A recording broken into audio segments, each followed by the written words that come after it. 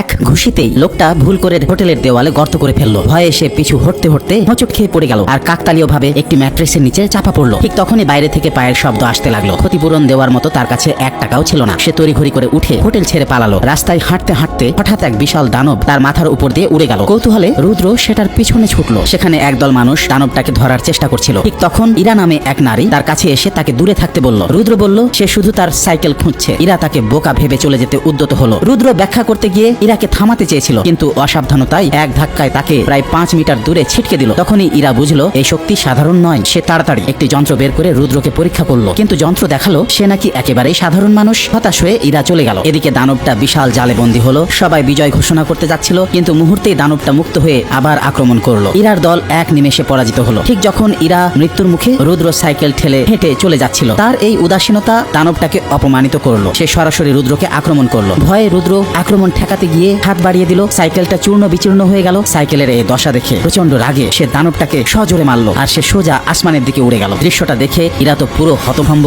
ইরা সঙ্গে সঙ্গে রুদ্রকে নিজের জায়গায় নিয়ে গেল আর একটি পরীক্ষার পাথর বের করলো। সে বলল এই পাথর যন্ত্রে যত বেশি রং উঠবে বোঝা যাবে সে তত বেশি শক্তিশালী। পাশে দাঁড়ানো এক ধনী যুবক রুদ্রকে তাচ্ছিল্য করে বলল, আরে এর কোনো শক্তি আছে নাকি? তারপর নিজের ক্ষমতা দেখাতে নিজের হাত সে যন্ত্রে রাখতেই সবুজ আলো জমে এক পৌরাণিক জন্তুতে পরিণত হলো। কৌতূহলে রুদ্রও হাত রাখলো। অনেকক্ষণেও কিছুই হলো না। এটা দেখে অন্যরা হেসে উঠলো। হঠাৎ যন্ত্রটা রঙিন আলোতে ফেটে পড়লো, কিন্তু কেউ কিছু বোঝার আগেই অতি শক্তি সহ্য করতে না পেরে যন্ত্রটা বিস্ফোরিত হয়ে গেল। সবাই বাকরুদ্ধ হয়ে দাঁড়িয়ে রইল।